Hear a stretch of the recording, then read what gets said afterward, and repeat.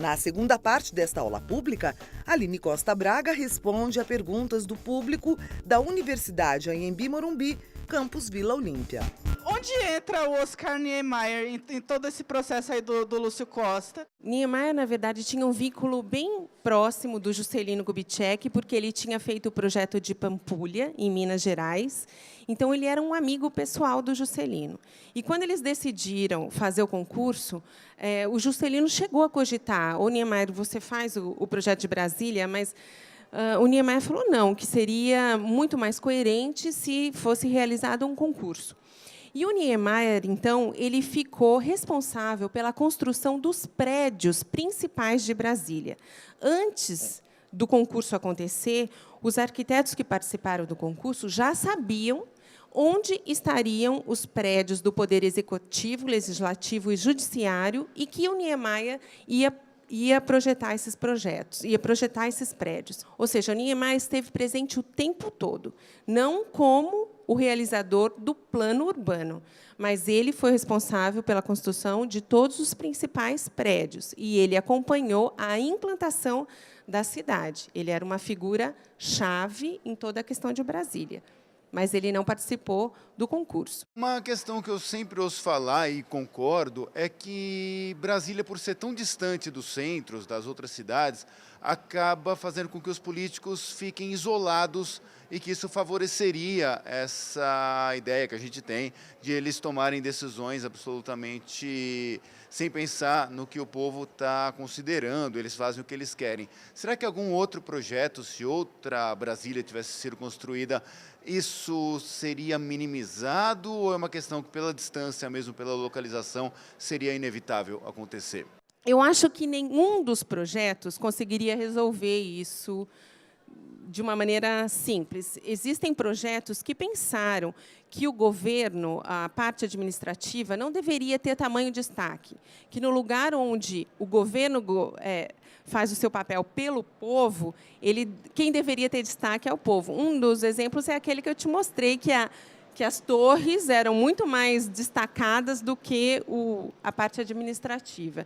E também o outro projeto dos irmãos Roberto, quando ele fragmenta todo o poder administrativo pela cidade, ele também minimiza esse caráter de que nós somos aqui os poderosos e vocês estão aqui por causa da gente. Então, existem projetos que, nesse sentido, eles trabalhavam a questão administrativa, a questão do governo, de uma maneira mais leve.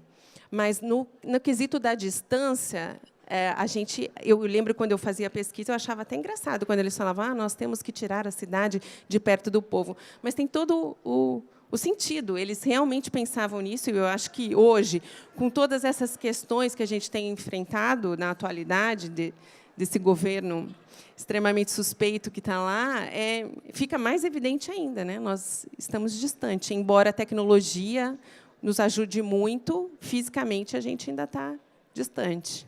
Como que você vê em relação, por exemplo, ao Minhocão, que é aqui em São Paulo, que é um grande problema e que não se sabe o que se fazer em relação a ele, já que ele foi feito como uma alternativa de transporte, só que os moradores ali da região estão se incomodando e falam em fazer construções suspensas, parques, só que não se acha uma solução. Você, como arquiteta, como que vê uma solução para esse tipo de problema?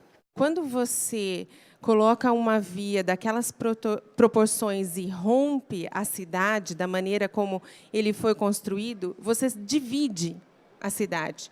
Você impede que um lado se relacione com o outro. E, com isso, você favorece que toda essa área seja, embaixo ali do Minhocão, seja degradada, porque você rompe uma relação que já estava consolidada.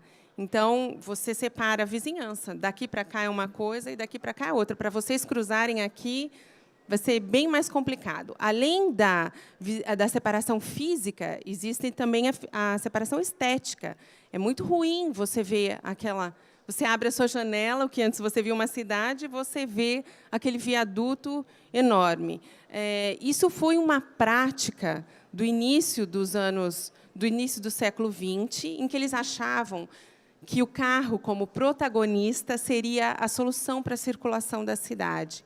Então, muito se falava em como escoar tamanha quantidade de carro, e ficou mais que comprovado que isso não era uma ideia eficiente. Agora, a gente tem aquele elemento enorme ali, e existem várias situações onde esse tipo de construção, esse viaduto, ele foi tratado e transformado em praça, em lugares para ter o lazer que a gente estava comentando antes, para que isso se configurasse como uma apropriação da comunidade local, e você pudesse, então, de novo, estabelecer essa conexão entre os dois lados e pudesse passar a estar ali. O estar é uma coisa interessante nas áreas de lazer. Você consegue o sucesso da área de lazer quando você está ali, não quando você só passa por ali. Então, você poderia realmente colocar jardins, colocar áreas para esporte, prática de esporte, ou feiras e coisas assim, seria bastante interessante. Mas é necessário que o serviço público, que os governantes, eles cheguem e falem: nós estamos aqui para bancar essa iniciativa, que seja pública, privada, mas que tenha alguém que lidere uma iniciativa como essa, porque em eficiência já ficou comprovado que viadutos como esses, eles não têm o sucesso que eles achavam que teriam. Então, realmente é uma herança que a gente carrega do carro como protagonista dessa história toda. O que mais me chamou a atenção foi a questão de não ser uma construção meio formal de uma aula. Aquela coisa de todo mundo se reunir aqui numa questão meio de bate-papo, e ter aquela coisa da acessibilidade da professora com a gente também. Eu achei que foi a parte que mais se destacou da aula. Tive a oportunidade de assistir a palestra da Aline hoje sobre a construção de Brasília. Foi muito interessante ver todos esses projetos que não venceram a competição, mas que mostraram um pouco da história do país e da visão que todos esses arquitetos tinham também. E foi muito interessante ela falar sobre isso e a gente pensar um pouco sobre o espaço público, né? Sobre a nossa interação no espaço público e como as cidades são projetadas para a gente e não para as outras coisas.